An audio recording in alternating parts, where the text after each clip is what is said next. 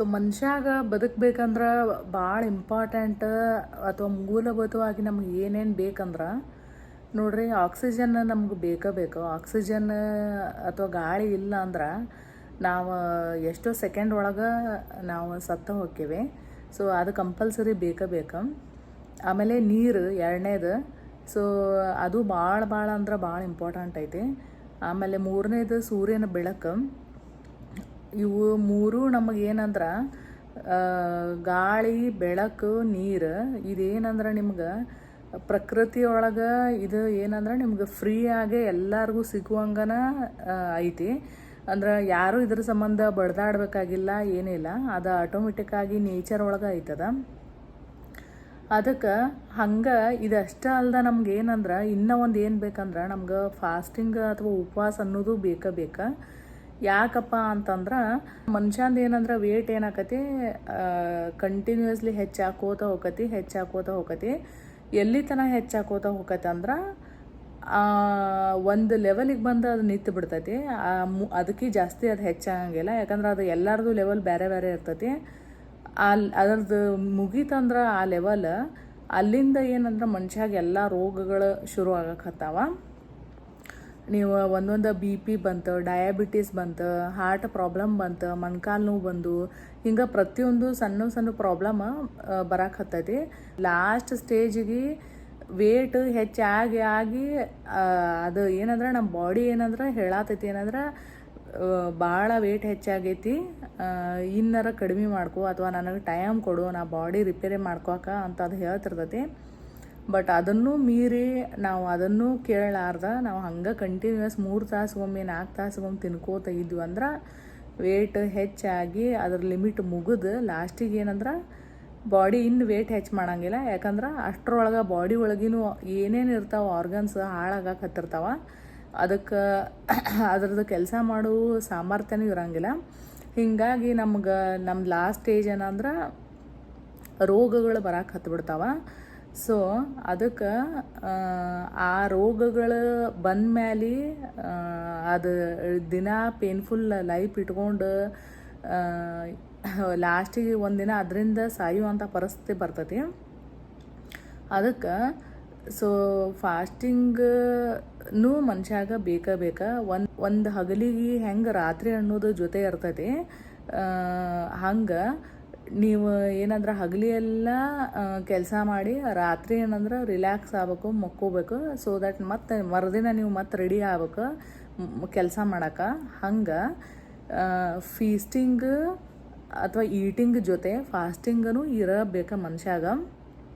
ಇಲ್ಲ ನಾ ಬರೀ ಒಟ್ಟು ಈಟಿಂಗನ ಮಾಡ್ತೀನಿ ಕಂಟಿನ್ಯೂಯಸ್ ಅಂದ್ರೆ ಭಾಳ ಏನಂದ್ರೆ ರೋಗಗಳನ್ನು ಆಹ್ವಾನ ಮಾಡ್ದಂಗೆ ಆಕತಿ. ನಾನು ಒಂದು ಟೈಮಿಗೆ ಹೆಂಗೆ ವಿಚಾರ ಮಾಡ್ತೀನಿ ಅಂದ್ರೆ ಎಲ್ಲ ನಮಗೆ ಬೇಕಾಗಿದ್ದು ಇಷ್ಟ ಆಗಿದ್ದು ನಾವು ತಿನ್ನಲಿಲ್ಲಾರ ಆ ಲೈಫ್ ತೊಗೊಂಡು ಏನು ಮಾಡೋದು ಅಂಥೇಳಿ ನಾನು ವಿಚಾರ ಮಾಡ್ತೀನಿ. ನಾನು ಹಂಗೆ ಅಂತಿದ್ನಿ, ಇವೆಲ್ಲ ನಮ್ಗೆ ಬೇಕಾಗಿದ್ದು ತಿನ್ನಲಿಲ್ಲಾರ ಇದ್ದರೆ ಏನೇ ಮಾಡೋದು ಅಂಥೇಳಿ ನಾ ಅಂತಿದ್ನಿ. ಬಟ್ ಅದು ಕರೆ ಅಲ್ಲ. ನಾವೆಲ್ಲರೂ ಏನಂದ್ರೆ ಲೈಫಾಗ ತಿನ್ನೋ ಸಂಬಂಧ ಬದುಕಾಕತ್ತಿಲ್ಲ. ನಮ್ದು ಲೈಫ್ ಏನಂದ್ರೆ ಅಪೋಸಿಟ್ ಐತಿ. ಏನಂದ್ರೆ ನಾವು ಬದುಕೋ ಸಂಬಂಧ ನಾವು ತಿನ್ನಾಕತ್ತೀವಿ ಅಷ್ಟೇ. ಅದಕ್ಕಾಗೆ ಇಡೀ ಒಂದು ದಿನದ ತುಂಬ ನಾವು ತಿನ್ಕೋತ ಇರೋದನ್ನ ನಮ್ಮ ಲೈಫ್ ಆಗಬಾರ್ದು. ಹೆಂಗೆ ನಮ್ಮ ಗಾಳಿ, ನೀರು, ಬೆಳಕು ಹೆಂಗೆ ನಮ್ಗೆ ದೇವ್ರು ಫ್ರೀನ ಕೊಟ್ಟಾನ. ಯಾರು ಬಡವ್ರಿರಲಿ ಶ್ರೀಮಂತರಿರಲಿ ಮನುಷ್ಯಾಗ ಇವು ಬೇಕ. ಅದಕ್ಕೆ ಯಾವುದೂ ಭೇದ ಭಾವ ಇಲ್ಲಾರ್ದ ಈ ಪ್ರಕೃತಿನ ಕೊಟ್ಟೈತೆ ಅಂತ ತಿಳ್ಕೊರಿ ಅಥವಾ ದೇವ್ರ ಕೊಟ್ಟಾನ ಅಂತ ತಿಳ್ಕೊರಿ. ಎಲ್ಲರಿಗೂ ಸರಿ ಸಮಾನವಾಗಿ ಇದ್ರೊಳಗೆ ಭೇದ ಭಾವ ಆಗ್ಲಾರ್ದಂಗೆ ಎಲ್ಲರಿಗೂ ಅದು ಬಂದು ತಲುಪಾಕತ್ತೈತಿ. ಹೀಗಾಗಿ ಮನುಷ್ಯ ಬದುಕ್ಯಾನ. ಮನುಷ್ಯನ ಬಾಡಿ ಎಷ್ಟು ಸ್ಮಾರ್ಟ್ ಐತಂದ್ರೆ ನಮ್ಗೆ ಈ ದೇಹಕ್ಕೆ ಪ್ರತಿಯೊಂದು ಗೊತ್ತು. ನೀರಡಿಕೆ ಆಗೋದು ಗೊತ್ತೈತಿ, ಹೊಟ್ಟೆ ಹಸಿಯೋದು ಗೊತ್ತೈತಿ, ನಾವು ಬಾತ್ರೂಮ್ಗೆ ಯಾವಾಗ ಹೋಗ್ಬೇಕು ಅನ್ನೋದು ಗೊತ್ತೈತಿ, ಯಾವಾಗ ಸುಸ್ತಾಗತೈತಿ, ಮಲ್ಕೊಳ್ಳೋದು ಗೊತ್ತೈತಿ. ಪ್ರತಿಯೊಂದು ಇಂಚು ನಮ್ಮ ಲೈಫ್ ಆಗಿಂದ ಎಲ್ಲ ಪ್ರತಿಯೊಂದು ನಮ್ಮ ದೇಹಕ್ಕೆ ಗೊತ್ತೈತಿ. ಇದಕ್ಕೆ ಇಷ್ಟೆಲ್ಲ ಗೊತ್ತಿರುವಂತಹ ಈ ನಮ್ಮ ದೇಹಕ್ಕೆ ನಮ್ಮ ಬಾಡಿಯಾಗಿಂದ ಫ್ಯಾಟನ್ನು ಕರಗಿಸ್ಕೊಳಕ್ಕೆ ಗೊತ್ತಿಲ್ಲನ. ಒಂದು ನಿಮಿಷ ವಿಚಾರ ಮಾಡಿರಿ. ಇನ್ನು ನಮ್ಮ ಕಾಲದ ಲೈಫ್ ಸ್ಟೈಲಿಗೆ ನಮ್ಗೆ ಒಬೇಸಿಟಿ ಹೆಚ್ಚು ಬರಾಕತ್ತೈತಿ.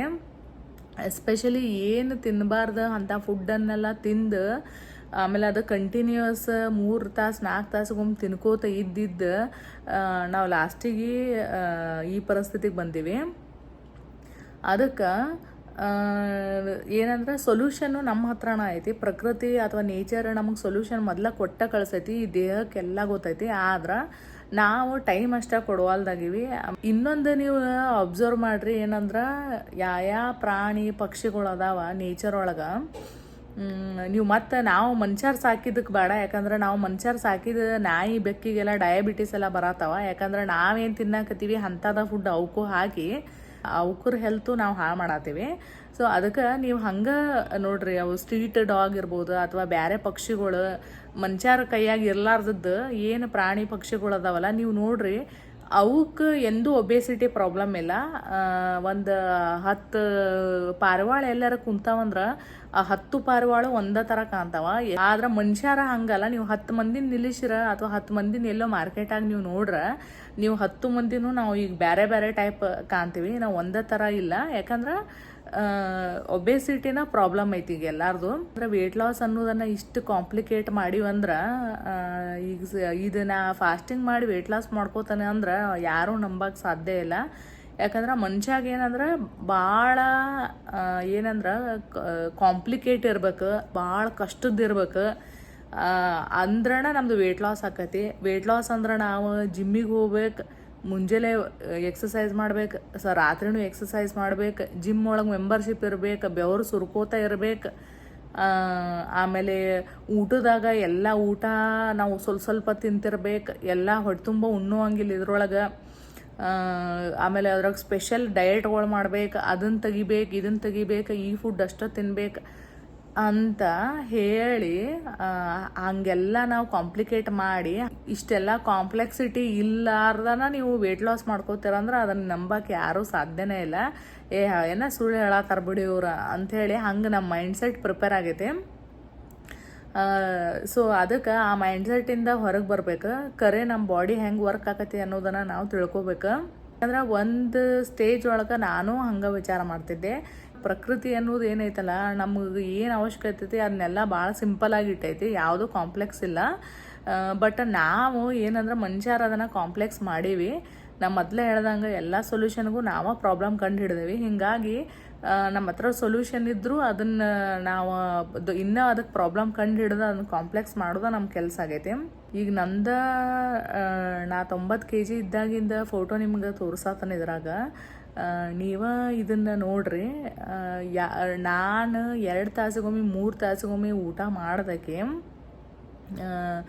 ನಾ ಈ ಆ್ಯಂಗಲ್ ಆಗರ ಹೆಲ್ದಿ ಕಾಣಕತ್ತೀನಿ ಇದ್ರೊಳಗೆ ಅಂಥೇಳಿ ನೀವು ಹೇಳ್ರಿ ನನಗೆ. ಯಾಕಂದ್ರೆ ಎಲ್ಲ ರೋಗಗಳು ಬರೋ ಲಕ್ಷಣ ಇದ್ರೊಳಗೆ ಪೂರ್ತಿ ಇತ್ತು ನನಗೆ. ಅವಾಗ ನಾ ಒಮ್ಮೆ ಚೆಕ್ ಮಾಡ್ಕೊಂಡಿಲ್ಲ, ಆದರೆ ನನಗೆ ಎಲ್ಲ ರೋಗಗಳು ಬರೋ ಲಕ್ಷಣ ಇದ್ದು. ಆಮೇಲೆ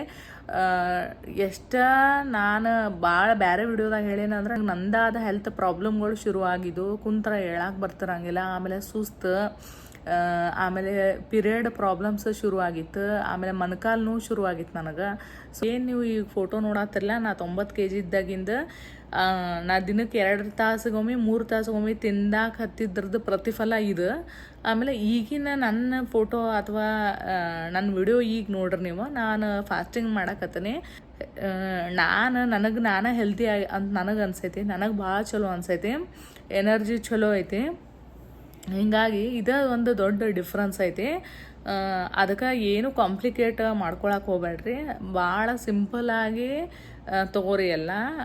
ಬಟ್ ಏನಂದ್ರೆ ಅದು ಏನು ಕನ್ಸಿಸ್ಟೆಂಟಾಗಿ ಪಾಲಿಸ್ಕೋತ ಹೋಗೋದು ಭಾಳ ಇಂಪಾರ್ಟೆಂಟ್ ಐತಿ. ರಿಸಲ್ಟ್ ತಾನ ಬರ್ತೈತಿ. ಈ ವಿಡಿಯೋ ನಿಮ್ಗೆ ಲೈಕ್ ಆದ್ರೆ ಈ ಚಾನಲ್ಗೆ ಸಬ್ಸ್ಕ್ರೈಬ್ ಮಾಡಿರಿ, ಮತ್ತು ನಿಮ್ಮ ಫ್ರೆಂಡ್ ಜೋಡಿ ಶೇರ್ ಮಾಡಿರಿ. ಜಾಸ್ತಿ ಸಬ್ಸ್ಕ್ರೈಬರ್ ಆದ್ರೆ ನನಗೂ ಹುರ್ಗ್ ಬರ್ತೈತಿ ವಿಡಿಯೋ ಹೆಚ್ಚು ಮಾಡೋಕೆ. Thank you.